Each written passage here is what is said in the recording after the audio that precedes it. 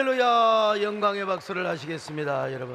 여러분 아주 오래되었는데요, 검사와 여선생이라는 영화가 있습니다. 주인공 영애가 있는데요, 아주 이쁘장한 여선생님이 어느 날 탈옥수를 집에 이렇게 도와줘요. 탈옥수가 도망을 왔는데 혼자 남은 딸이 너무 보고 싶어서 탈옥했다는 이 탈옥수가 너무 불쌍해서 집에다가 숨겨줍니다. 그뿐만 아니라 그 사랑하는 딸까지 그렇게 만나게 해주죠. 그리고 이제 탈옥수가 잡힌 후에도 주변의 눈치를 전혀 보지 않고 감옥에 가서 면회를 해주고 또 사식도 넣어주고 말이죠. 온 동네 소문이 좋게 나겠습니까? 바로 그때 출장에서 돌아온 남편이 여러분 사실을 확인해, 남자분들 사실을 확인해야죠. 아내를 의심해 흥분한 남편은 집에 돌아오자마자 부엌에서 식칼을 들고 너 죽여 하고 그냥 안방에 들어갑니다. 너무나 흥분한 식칼로 아내를 찌르려고 하는데 자신의 실수로 그만 문지방에 걸려서 넘어지면서 칼이 자신의 배를 쑤셔서 본인이 그냥 죽습니다. 영애는 어떨 겁니까? 살인 누명을 쓰고 이제 검찰에 가서 조사를 받습니다. 그런데 이 살인 사건을 담당하게 된 검사는 뜻밖에도 옛날 영애가 자신의 학교 교사 시절에 극진하게 돌봐주었던 아주 가난한 학생이었어요. 이렇게 공부를 잘해서 검사가 되었던 것입니다. 그 검사 이름은 창선입니다. 근데 어릴 적 부모님을 여의고 몸져 누우신 할머니와 함께 가난 속에 파묻혀서 지독하게 가난과 싸웠던 학생이었습니다. 너무 가난해서 도시락을 싸우기는커녕 아침밥도 못 먹어요. 할머니 몫으로 그냥 몇 술 뜨고 할머니 먹으라고 착한 소년이었죠. 그래서 체육 시간에는 너무나 배가 고파서 허기진 배를 끌어안다가 그냥 마침내 쓰러집니다. 이 사실을 이제 영애 선생님이 알아요. 그래서 가난을 돌봐주기 시작합니다. 자신의 도시락도 넘겨주고 빵도 사주며 간식도 사줘요. 그리고 창선을 격려합니다. 너 열심히 공부하면 훌륭한 사람이 될 거야. 그러나 그것도 잠시 여선생님은 또 전교를 가게 됩니다. 갑작스런 선생님이 고별사를 들은 창선은 시리에 빠집니다. 절망해요. 여선생은 기차역에까지 배웅 나온 창선과 헤어지면서 자신의 통장과 도장을 다 주고 내가 가지고 있는 전부다, 마지막 정성이라며 창선에게 용기를 북돋우는 말과 함께 자신의 목을 두르고 있었던 이 목도리로 이 제자의 목을 감싸주면서 격려를 하죠. 열심히 공부해라. 영애도 창선도 함께 옵니다. 그런데 그때 여교사 영애는 지금 오랏줄을 차고 자신의 제자인 창선 앞에 조사를 받고 있어요. 이 얼마나 끔찍한 운명의 장난입니까? 검사는 옛날 일이 주마등처럼 떠올라 선생님을 당장 풀어주고 싶어요. 그러나 준엄한 법이 있는데 어찌 그렇게 할 수 있겠습니까? 바로 풀어줄 수 있겠어요? 나부터도 안 되죠. 그래서 창선이 시간을 두고 차근차근 영애의 증언을 듣습니다. 옛날 일을 생각하면서 선생님을 향하여 마음속으로 부지런히 울면서 알리바이를 찾습니다. 그리고 이 사건과 관계되는 일이라면 한 가지도 놓치지 않고 방증 자료를 수집합니다. 마침내 결론은 이것이었습니다. 흥분한 남편이 상대방 영애를 죽일 작정으로 칼을 들고 덤비다가 영애가 피했어요. 엄마 여보 그러지 마. 그런데 영애 옆으로 나뒹굴면서 그 문지방에 걸려서 자기가 쥐고 있던 칼을 그대로 그냥 그래서 죽었던 거예요. 이제 검사는 법정에서 영애를 신문하는 것이 아니라 영애 자신의 선생님을 변호합니다. 이제 법정에서는 검사가 없어요. 검사까지 변호인 역할을 하게 되는 것입니다. 법정에서 눈물을 삼키면서 변호사와 함께 자신의 옛날의 선생님을 변호하는 검사, 그리고 흐느끼는 방청석, 숙연한 재판장, 판사도 여러 번 숙연해졌어요. 마침내 여선생 영애는 무죄 선고를 받습니다.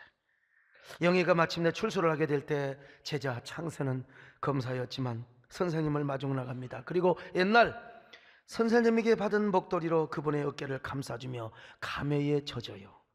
이 영화는 현존하는 유일의 무성 영화이긴 하지만 한 여인을 통하여 희생적으로 빚어내는 사랑의 원형을 그려내고 있습니다. 아니 어쩌면 참 스승과 제자 간의 아름다운 원형의 모습을 제시하고 있기도 합니다. 옛날에는 사제지간에 이런 낭만의 사랑이 있었고 원형에 가까운 사랑이 있었습니다. 학교 가서 선생님한테 늘 꾸중을 맞고 여단을 맞아도 그래도 선생님을 좋아했어요. 선생님이 하늘처럼 느껴졌습니다. 멀리 걸어가도 찾아가서 선생님께 인사를 했던 그런 참 아름다운 때가 있습니다. 그리고 이런 노래를 자주 불렀습니다. 이런 노래를 모르는 사람은요 말도 안 되죠. 한번 불러볼까요? 스승의 은혜입니다, 여러분. 스승의 은혜는 하늘 같아서 우러러 볼수록 높아만지 참되거라 바르거라 거듭져 주신 스승의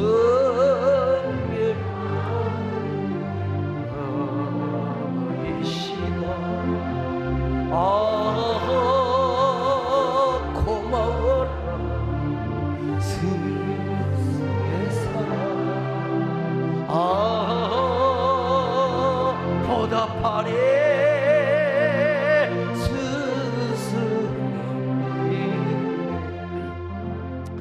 좀 부끄러운 이야기인데요, 제가 초등학교 4학년 때 담임 선생님이 여선생님이셨어요.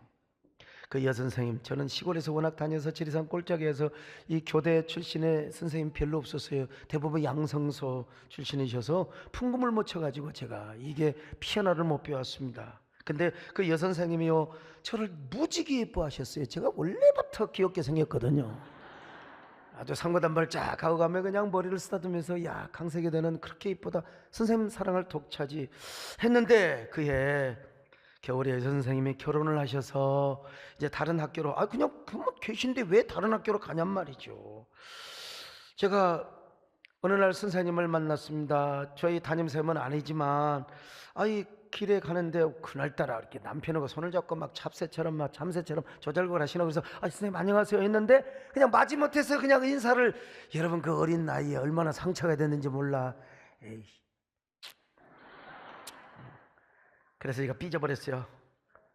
그래서 중학교를 들어갔습니다. 자전거를 타고 신장로길을 오는데 저 멀리 선생님께서요 인사를 할까 말까. 그날 또 왜 남편하고 같이 사이좋게 가면서 그래서 그냥 눈을 확 돌리고 그냥 가버렸어요. 이게 지금도 제 마음에 상처가 됩니다. 여러분 인사 못한 것도 제 마음에 상처가 돼요. 어디 계신지 한번 찾아뵙고 싶기는 싶은데 지금도 죄송한 마음이 들어요. 여러분 우리 어린 시절에는요 선생님에 대한 막연한 낭만적 사랑이 있었고 원형에 가까운 이런 존경심이 있었습니다. 그러나 지금 스승이 사라져가고 있습니다. 그리고 교권이 무너져가고 있습니다. 참으로 이게 불행한 시대입니다. 그래서 한국교총에서 스승의 날을 맞아서 전국에 있는 모든 선생님들한테 교원 인식 설문조사를 했는데 87.4%가 여러분 지금 교원의 사기가 다 떨어져 있다는 거예요. 그래가지고 명예퇴직을 지금 많이 신청한다는 것입니다. 학부모 민원이나 그리고 학생 생활지도의 어려움 때문에 이게 누구 말 맞다나 못해 먹겠다는 겁니다. 참 불행한 시대죠. 교육 정상화를 위해서 그들이 제일 원하는 것이 뭐냐? 교권의 확립이라는 것입니다.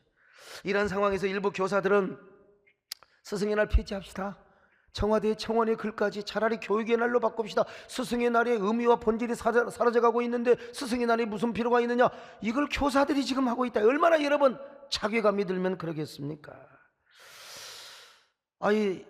스승의 날을 교육의 날로 바꾸는데 그도 그럴 것이 카네이션을 달아도 종이 카네이션은 되고 생화는 안 된다는 겁니다. 생화는 이게 생화가 있는데요. 저도 오늘 스승의 날을 해주는데 저는 이렇게 꽃을 참으면 영 쪽팔려요. 불편하고 막 이게 다고요 근질근질해가지고. 그래서 지금 떼놓긴 떼놨는데 좀 생화면 어떻고, 그것도 조화를 종이로 만든 꽃이죠. 학생 대표만 달아줘야 된다. 너무 여러분 상망하지 않습니까? 스승의 날에. 며칠 전에 우리 모 신학대학원에서 있었던 일입니다. 신대원 학생 대표들이 교수님들에게 케이크를 선물로 준비해서 드리려고 하는데 학교 교직원이 그거 안 된다, 김영란법에 김영란 씨가 과연 이런 것까지 원했을까, 이런 생각을 해봅니다. 여러분 스승의 날입니다. 스승의 날. 케이크 그거 하나 너희들끼리 먹으라는 겁니다. 난 내 마음이 너무 참 아팠습니다. 얼마나 쓸쓸한 얘기입니까? 물론 일부 교사들이 뭐 도에 지나치거나 하지 말아야 할 행동을 했기 때문에 이런 사태를 불러일으킨 이런 원인도 있지요. 거기에다가 지나친 학생들의 인권, 그리고 평등 사상 때문에 여러분 인권 좋지요. 그러나 여러분 인권이 교권 다음에 있어야 되지 않겠습니까? 여러분 보세요. 학교 다닐 때 얼마나 얻어 터졌는데 여러분 제가 정상적인 지금 목사로 제 안에 아주 건강한 자화상이 지금 이루어져 있습니다. 여러분 여러분들은 다 비정상이니까 아멘을 안 하는 거죠. 인간은 교육에 의해서 길들여지는 성숙한 존재입니다. 아무리 인간으로 태어났다 할지라도 여러분 늑대 구려놓으면 늑대 소년이 되는 거예요. 기어 다니고 사냥해서 먹고 사는 거예요. 그런 의미에서 여러분 사람이 사람답게 살 수 있도록 가르치는 게 교육이요. 교육은 신성한 겁니다. 교육은 신성. 그래서 이 세상에서 가장 신성한 직업 뭐 국회의원도 계시고 시장님도 계시지만 가르치는 선생님들이 여러분 가장 신성한 직업이라고 저는 생각해요. 여러분 이런 이야기 하십니까? 주 70년 이스라엘이 로마에 멸망할 때였습니다.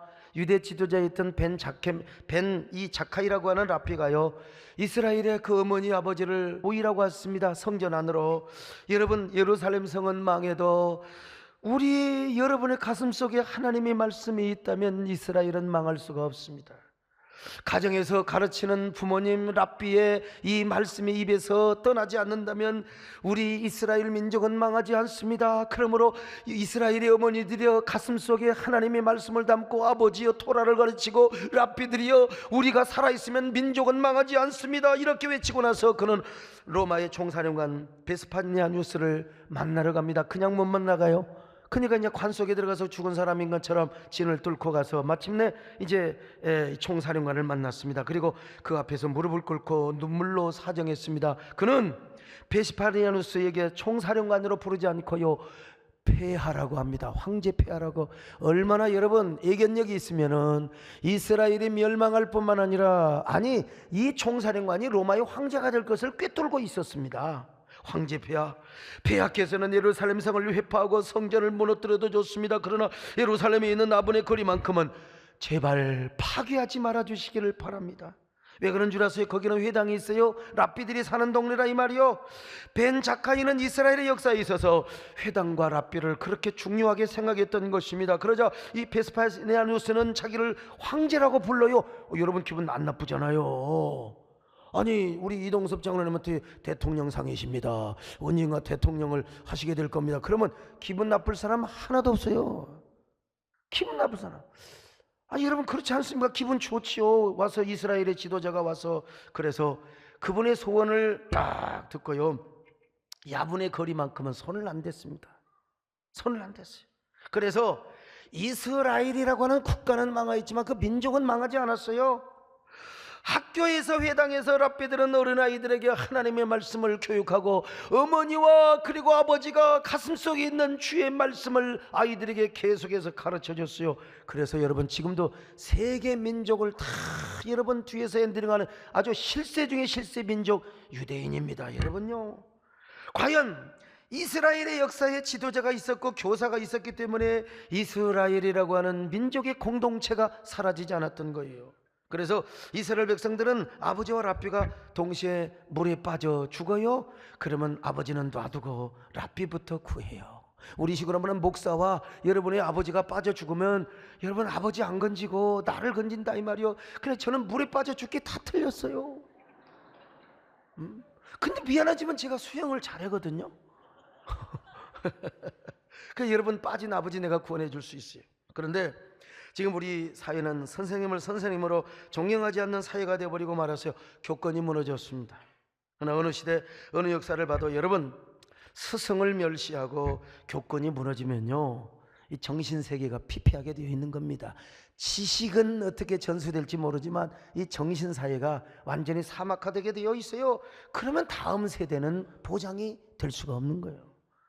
그러므로 스승이 사라지고 교권이 무너져가는 우리 사회 현상은 결코 좋은 현상이라고 볼 수가 없습니다. 여러분 이런 현상이 계속되면 우리 다음 사회는 진정한 인간애가 꽃피는 아름다운 건강한 사회를 이룰 수가 없어요.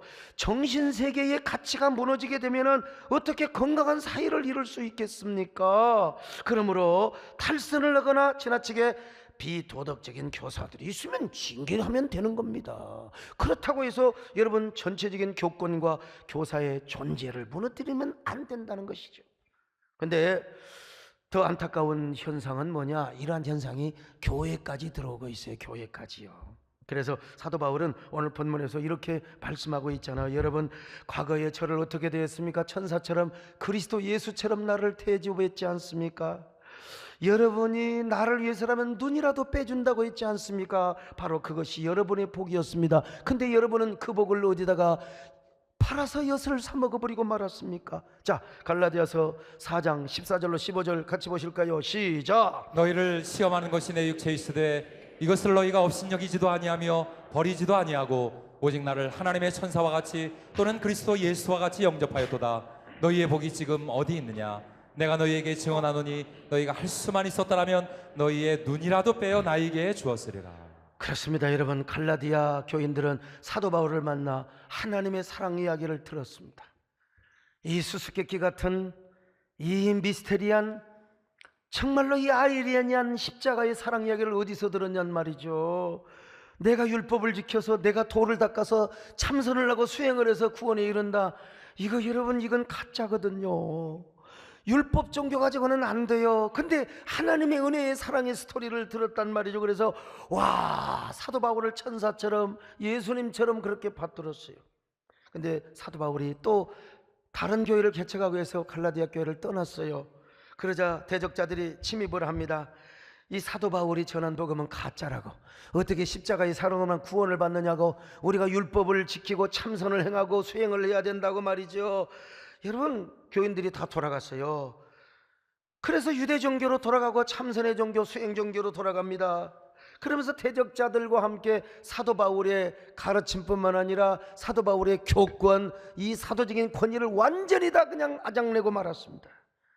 그저 바울은 그들에게 다시 설득하는 편지를 씁니다. 여러분들이 성령으로 시작을 했는데 육체로 마치겠습니까? 여러분들이 그런 율법으로 어떻게, 여러분 아직도 십자가 예수 그리스도의 그 형상, 그 십자가의 모습이 눈에 아물거리지 않습니까?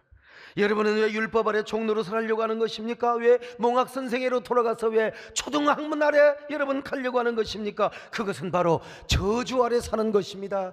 그것은 축복이 아닙니다. 예수 그리스도께서 우리를 위하여 저주스러운 십자가에 죽으셨는데 왜 그 십자가를 멸시한단 말입니까? 여러분, 십자가로 돌아오세요.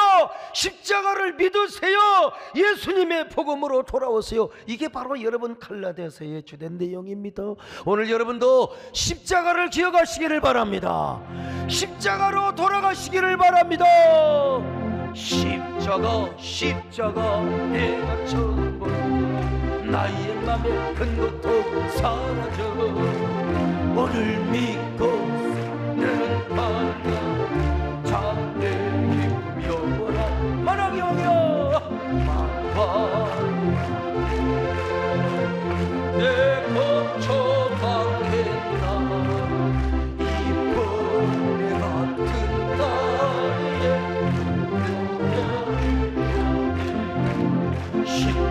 십자가 내가 처음 본데 나의 맘에 큰 고통 사라져. 오늘 믿고 는 말야 자네. 여러분, 이런 편지를 받고 갈라디아 교인들이 맞아 우리가 대적자들에 속았지. 근데 그거 꼭 조직에서는 꼭 이상하게 안티그룹이 끝까지 남아 있거든요. 아니야 그것은 아니야 라고 말이죠. 이런 사람들을 향하여 이 사도 바울이 또 이야기를 하는 것입니다. 여러분, 옛날 여러분 속에 은혜가 충만할 때 그 어떠한 육체적인 약점이 나에게 있더라도 나 멸시하지 않았잖아요. 나 다래끼가 사흘거리로, 그리고 안질 때문에 내가 얼마나 눈이 충혈이 되고, 그래 여러분들은 나를 업신여기지 않았습니다. 그때도 나를 천사처럼. 왜?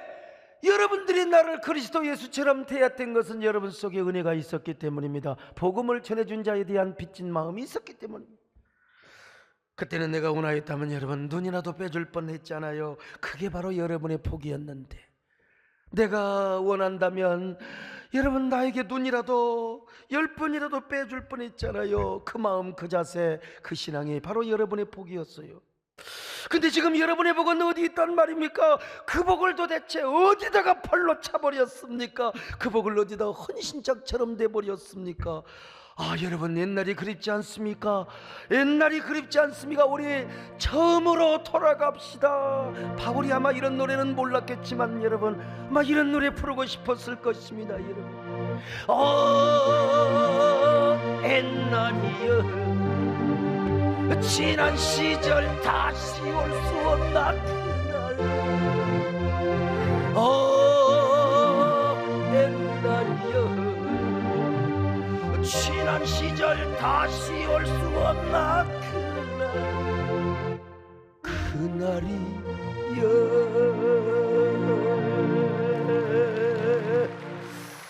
여러분, 이 세상이나 교회나 너무 그 시대 흐름에 편성한 것 같아요. 진정한 인간미가 사라지고 스승애가 사라지니까 이 교권이 무너질 수밖에요. 교회도 진정한 복음의 능력과 그리고 은혜가 성도들의 가슴에서 사라지고 나니까 이게요, 이 교권이 강단에서 하는 가르침을 너무 이게 사람 말로 바꿔요. 그냥 참 그렇습니다. 개파 노분전 교회들이 많아요. 그것은 자신의 복을 걷어차는 겁니다. 자신의 은혜를 가지고 우선 먹기는 꽃감이 다니까 선악과 따고 비판하고 불평하면 얼마나 재미있어 엿싸먹는 거지요. 그러나 여러분, 지금까지 누려왔던 이 고전적인 은혜, 우리 교회도 고전적인 신앙이 있잖아요. 이걸 그냥 발로 걷어차는 겁니다. 왜 그래요? 우리가 신앙이 세속화되고 교만해지니까 그러는 거예요. 여러분, 우리가 좀 겸손해야 됩니다. 여러분, 겸손하십시다. 할렐루야. 겸손하게 교회 생활하시기를 바랍니다. 겸손히 주를 섬. 괴로운 일이 있을 수 있지요. 괴로운 일. 그러나 여러분, 주께서 힘주십니다. 구주여 내게 힘주소. 늘 승리하게 하소서. 이럴 때 우리가요, 이 다윗의 신앙을 배워야 합니다. 사울은 다윗의 정치적 원수요. 왜 죄 없는 다윗을 왜 죽이려고 그래요? 왜? 그것도 자기 사위 녀석인데. 이런 나쁜 인간이 어디 있어요? 남자의 자존심은 다 피워요. 이 사울이 말이요, 다윗을 죽이려고 하니까 다윗은 맨날 도망가서 사냥개에 쫓겨난 이 사슴처럼 맨날 이광학 저광으로 도망다닙니다. 어느 날 다윗이가 사울을 이 운명적 만남입니다. 엔게디라고 하는 계곡에는 동굴도 많아요. 숨으면 아무리 게릴라 특공대를 보내도 못 찾아요. 캄캄하니까. 그 이제 다윗이 숨어 있는데 이 사울이요, 그 순간에 어떻게 배가 실실 아픈 거요. 여러분, 설사가 나와요. 지금 이 설사 나오면 장로님도 어쩔 수가 없습니다, 여러분. 그래서 이제 이 왕이고 뭐 나발이고 대통령이고 임금이고 소용없습니다. 그냥 설사가 나오니까 다급해지니까 그냥 이 양반이 막 뒤를 막고 그냥 바로 앞에 있는 동굴로 들어갔어요. 사울은 쏟아져 내리는 설사를 막기 위해서 막 그냥 가서 겉옷을 갖다가 던지고 그냥 바지를 내리고 이제 드디어 오토바이 훅가시를 당기는 겁니다. 진짜 이 심리 효과에 의해서 여러분 갑자기 지금 설사 나올 수 있으니까 좀 참으세요. 근데 바로 그 뒤에 다윗이가 숨어 있습니다. 이런 운명적 만남이 어디가 있느냐 이 말이요. 한 문명과 한 운명의 만남이지요.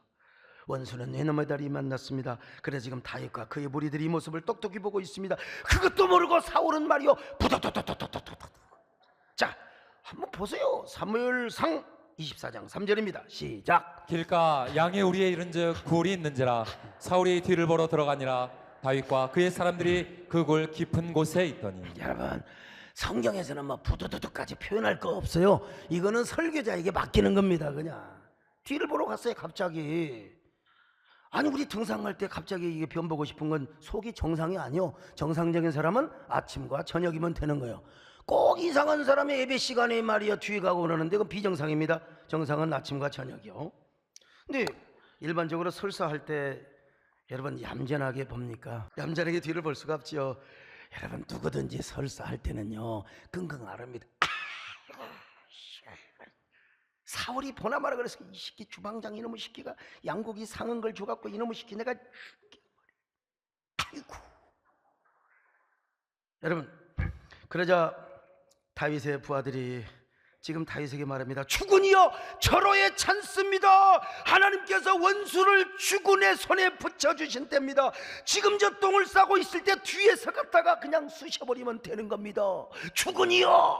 여러분, 이때 다윗은 사울을 안 죽입니다. 여러분요, 절대 죽이지 않습니다. 겉옷자락만 베요. 겉옷자락을 베는 게 여러분 잘 이해가 안 될지 모르는데, 이스라엘 사람이라면, 정상적인 사람이라면 뒤를 볼 때 반드시 겉옷, 이게 이제 찌찌가 붙어 있거든요. 이 이스라엘의 613 뭡니까 율법의 조항을 상징하는 요딴 술이 있단 말이요. 이게 혹시 똥물이 튀기면 부정해지요. 그래서 한 3, 4m, 4, 5m 정도 푸도독에도 안 뛰어나갈 정도로 이런 얘기하고 있는데, 조는 사람은요 인생에 소망이 없습니다. 오늘 저녁에 갈지 모르니까요, 조심하셔요. 그래 이제 3, 4m, 4, 5m 저 뒤에다가 옷을 잘 두고, 그러니까 여러분, 그러니까 이 겉옷을 비워오는 거지요. 여러분, 다윗은요, 하나님이 세운 종은 친히 치실 것이고 인간이 칠 수가 없다는 신앙이 분명해요. 한번 성경 보십시다. 사무엘상 24장 4절로 6절입니다. 시작. 다윗의 사람들이 이르되 보소서, 여호와께서 당신에게 이르시기를 내가 원수를 내 손에 넘기리니 내 생각에 좋은 대로 그에게 행하라 하시더니 이것이 그날이다 하니, 다윗이 일어나서 사울의 겉옷자락을 가만히 베니라. 자기 사람들에게 이르되 내가 손을 들어 여호와의 기름 부음을 받은 내 주를 치는 것은 여호와께서 금하시는 것이니 그는 여호와의 기름 부음을 받은 자가 됨이니라 하고. 여러분, 그렇습니다. 이것이 바로 다윗의 신앙이었어요.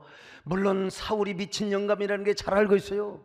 이게 노망했어요. 지금 이게 성령 충만한 사람이 아니라 이 완전히 귀신이 드글드글해 가지고 지금 완전히 시기와 질투, 성령의 열매가 아니요 육체 열매만 지금 맺고 있는 저런 미친 영감, 사실은 죽어도 쌉니다. 죽일 수 있어요. 그걸 못 죽여서 겁이 나서 두려워서가 아니라 하나님을 존중히 여기는 믿음이 있었어요. 왜냐, 하나님이 기름을 부었거든요. 하나님이 기름을 부었어요. 하나님이 세웠단 말이요. 그러니까 하나님이 처단하리라. 모든 잘잘못은 하나님이 처단하리라. 아, 여러분, 이 다윗이 얼마나 훌륭한 신앙인입니까, 여러분? 정말 우리가 당시 다윗이나 다윗의 집권이었다면 저부터도요, 저가 쓰레기 제가 죽여야 된다고 말이에요. 죽여. 제가 이 하나님이 지금 우리로 하여금 하나님이 공의를 실천하겠다고 아마 그러고도 쌌을 거예요. 근데 다윗은 그렇지 않습니다, 여러분. 하나님이 세운 종을 내가 하지 않겠다. 이게 바로 고전적인 믿음이에요. 여러분, 이런 믿음을 함께 다 전수하시기를 축원합니다.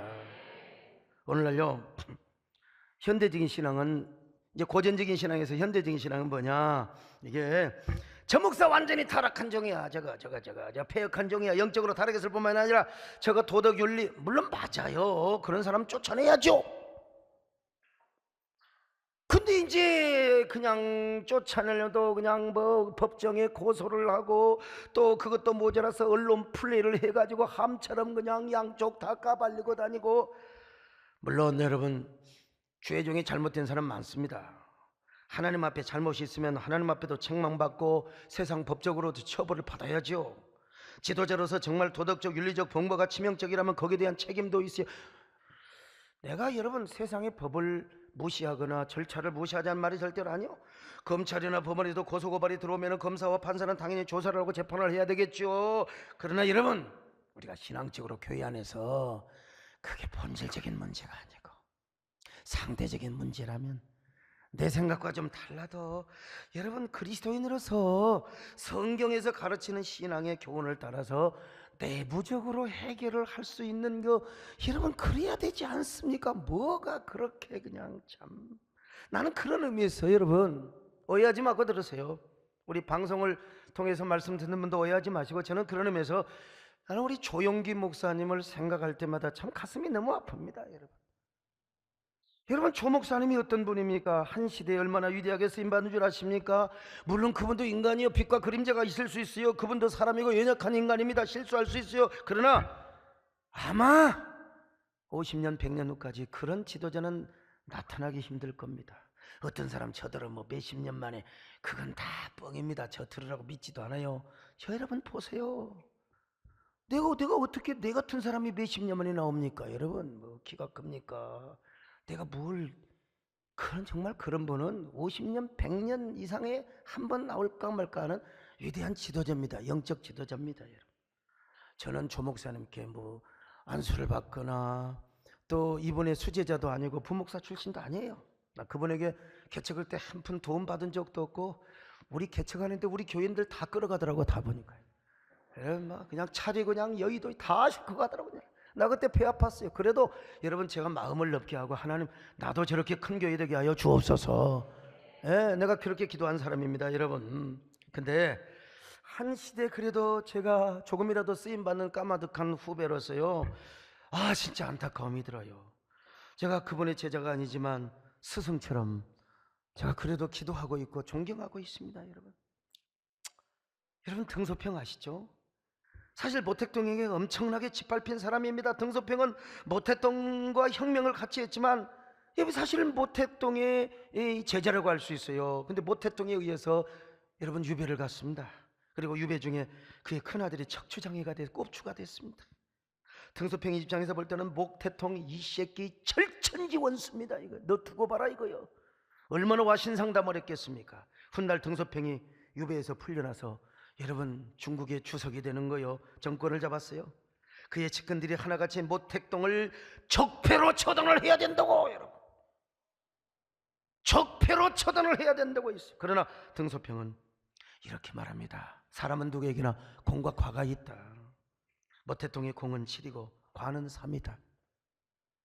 등소평은 모택동에게 과가 있는 것은 사실이지만 공을 더 인정했습니다. 그래서 천안문 광장뿐만 아니라 여러분 거리마다 관공서마다 모택동의 사진을 이렇게 전시하도록 했습니다. 그래서 오늘의 중국을 만드는데 위대한 지도자였다고 정신적 키트를 삼았어요. 여러분, 등소평이 좋아서 그랬겠습니까? 제가 여러분 지금 공산도 이 나라를 찬양하는 게 절대 아닙니다.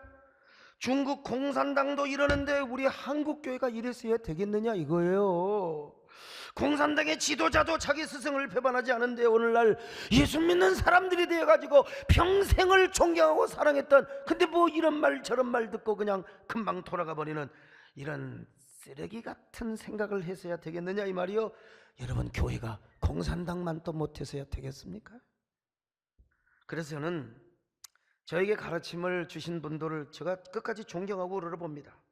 저에게 진정한 사랑과 섬김의 모범을 보여주셨던 우리 박종산 목사님, 저는요, 여러분 미국 가면 저번에 묘지 저 꽃꽂이통도 내가 여러분 만들라고 해서 만든 거예요.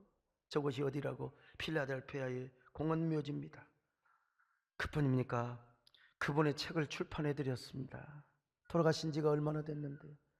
그리고 수천 명의 목사님들에게 다 그냥 보내드렸어요. 이분이 나의 스승이라고. 또한 저에게 조직신학을 가르쳐 주신 서철원 박사님, 세계적인 신학자지요. 제가 저분에게 공부를 했기 때문에 신학의 기초가 든든합니다. 이때 보니까 인물은 제가 훨씬 더 낫네요, 보니까요. 여러분, 저분이 저의 은사이신데 조직신학 전집을 내고 싶다고 해서 저기 광주에 있는 저희 우리 같은 제자인 동문인 우리 한기승 목사님과 함께 책을 출판해 드렸습니다. 여러분, 저 7권입니까요? 그리고 모든 경비를 다 대서 출판 기념회까지 해드렸습니다. 여러분, 솔직히 저희 스승은 은퇴를 하시고 힘이 다 빠지셨어요. 저는 지금 잘 나가는 대한민국의 목사입니다. 내가 이제 점수를 받겠습니까? 여러분, 학교 다니면서 성적을 받겠습니까? 좋은 성적을. 그러나 가르쳐 주신 선생님이 귀하고, 그리고 귀해서 제가 우러러보면서 그런 일을 하게 된 것입니다. 여러분, 진정한 영적 선생님은 우리 정원사님이시죠. 이분이 지금 뉴욕에 가서 손녀 집에 가서 아주 그냥 아주 좋다고 밥도 잘 드신다고 그래서 내가 시민권 내줄 테니 거기서 사시네.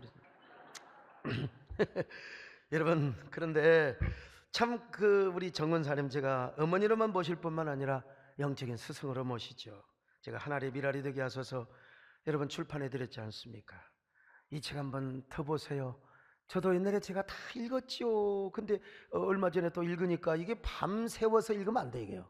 이 저녁에 잠이 오려면 딱딱한 책을 읽어요. 우리 김인호 우리 집사님 말씀하신 대로 딱딱한 책을 읽어야지, 이런 감성적이고 막 감동을 울리는 책을 제가 읽으면 잠이 안 와요. 잠이 안 와요. 그냥 불면증에 그냥 걸려가지고 여러분 이 책을 읽으면서 많이 울었습니다. 아, 우리 하나님은 심는 대로 거두시는 하나님이구나. 진짜 신실하신 하나님, 거짓말을 안 하시는 하나님, 이 하나님을 믿으시기를 바랍니다. 여러분, 한 여인이 자신의 모든 은사를 저를 위해서 쓰고 저가 한 시대에 쓰임받는 종이 되도록 하게 하여 기도했던 하나님의 일, 그런데 저분 후손들이 얼마나 축복을 받고 얼마나 저분을 영광스럽게 하나님이 축복해 주셨습니까? 여러분, 이 하나님을 믿으시기를 바랍니다. 오 신실하신 주, 오 신실하신 주, 내 너를 떠나지도 않으리라, 내 너를 버리지도 않으리라. 약속하셨던 주님, 그 약속을 지키사 이후로도 영원토록 나를 지키시리라 확신하네. 고 백남조 장로님을 들어보셨어요? 난 이분 몰라요. 만나본 적도 없습니다. 어느 날 내가 그분에 대한 책을 읽었어요. 밤새워 울고 울며. 여러분, 저는요 개혁청 목사였어요. 근데 이제 15년 전에 합동과 하나가 되어서 그분의 책을 읽어봤는데, 사당동에 있는 총신대학교가 어떻게 생겼느냐. 그분은요 부산에서 사업을 하시면서 부도 직전에 여러분 사당동에 있는 2만 수천 평의 땅을 바친 거예요. 바쳐서 그분의 희생에 의해서 오늘의 총신대가 생기고 총신대 신대원이 생겼어요. 와, 정말 나는 그래서요 우리 장로님들과 함께 우리 그분을 만날 수는 없지만 그분의 묘역이라도 한번 찾아가자. 여러분 찾아가서 꽃다발을 드리고 함께 기도하고 왔습니다. 그리고 예장개혁직과 합동직이 하나 됐을 때 우리 교단에서 저에게 가장 먼저 손을 내밀어 주었던 우리 박정하 장로님이 계세요. 아, 저분 진짜 살아계신 것처럼 보이잖아요. 30년 사이에 우리가 저분의 기록을 남기고 또 저분에게 감사패도 드렸는데, 나는 이분 살아생전에도 제가 잘 모셨을 뿐만 아니라 저분이 정말 저에게 잘해주셨거든요. 묘역에 찾아갔어요. 얼마나 겨울에 나는 돈이 없어서 코트가 없어갖고 못 입고 갔는, 딴 사람들 의리 없이 다 잠바 입고 왔잖아. 저 김문기 장로 보세요. 마스크까지 쓰고 저런 의리 없는 사람들이 어디가 있습니까 여러분. 나는 추워서 덜덜 떨면서, 우리 장충식 장로님이 계세요. 수십 년을 대학 총장으로 계시고, 야, 저분 참 우리 교회 주차장을 이렇게 당국대 쓰시도록 하고, 나는 우리 장로님이어서가 아니라 평생을 이렇게 대학 총장으로, 그래 내가 여러분 존경합니다. 깍듯하게 존경합니다 여러분. 우리 김창준 장로님도 제가 존경합니다. 사랑합니다 여러분. 다른 장로님들 장난도 하는데 장난도 못 칩니다 여러분. 내가 왜 그런 줄 아세요? 단순히 은혜를 못 잊을 것뿐만 아니라 이런 정신, 이런 마음이 건강한 사회를 만들고 건강한 교회를 지킨다고 제가 믿기 때문에 그렇습니다 여러분. 오늘 교사주일입니다. 우리 주일학교 선생님들 여러분 진짜 존경하십시다. 교회학교 선생님들께 오늘 다 선물 나눠드렸는데 내가 이거 꽃 채우자고 그랬거든요. 근데 우리 주일학교 총책임자가 아이고 선물 주니까 뭐 어쩌고 저쩌고 네 알아서 해라 했는데, 오늘 교회학교 교사들 만나면 무조건 45도 각도로 다 여러분 절하세요. 그냥 인사 그렇게 하세요. 오늘 물론 우리 장로님들도 뭐 선생이고 하지만요. 예. 또 누굽니까? 우리 교육자들요. 비록 이제 나이 먹어서 다 할머니 되신 분들도 아유 오늘 우리 전사님들 다 우리 부목사님들 여러분 모든 부교육자들 다 여러분 다 함께 오늘 수고하신다고 격려해 주시기 바랍니다. 돈 있으면 용돈 줘도 돼요 여러분. 우리는 김영란 뽑고 아무 상관이 없습니다 여러분. 오늘 우리 함께 교육자들을 존중히 여기고 또 우리 함께 모든 영적 지도자들을 존중히 여기는 여러분들 될 수 있기를 바랍니다. 이것이 여러분 우리의 복입니다. 여러분 저분들은 하나님의 말씀을 맡은 분들입니다. 그 말씀을 우리에게 들려주고 우리 영혼을 케어하고 섬겨주는 분들이요. 그런데 여전히 아직도 지도자를 공격하고 뭉개는 것을 자랑으로 여기는 분 계십니까? 다른 교회에서 신앙생활에서 막 목사하고 싸우다 오신 분 계십니까? 우리 교회에서는 그런 게 안 통한다는 사실을 믿으시기를 바랍니다 여러분. 우리 분위기는 그게 아니야. 우리 분위기는 항상 사랑하며 섬기는 분위기입니다. 저는 어느 시인을 생각할 때마다 참 가슴이 아픕니다. 여러분, 그분은 자신의 스승을 공개적으로 비난을 했습니다. 물론 그 스승도 하자가 있으니까 그랬겠지요. 그런데 보니까 공시문대 공난다고 여러분 자신이 제자와 후배들로부터 완전히 망가졌어요. 그분은 어쩌면 노벨상도 받을 수 있었는데 그 자리를 저에게 물려주겠다고. 비웃지 마세요 여러분요. 우리 모두 스승의 주일에 이 땅의 모든 선생님들을 존중히 여기는 마음을 가지시기를 바랍니다. 우리 영적 스승뿐만 아니라 사회에서 가르치는 분들이 있기 때문에 오늘 이 사회가 존재하고 있는 거예요. 우리 교회는 스승을 존중히 여기는 그런 풍토를 만드는 우리 저와 여러분 될 수 있기를 주의 이름으로 축원합니다.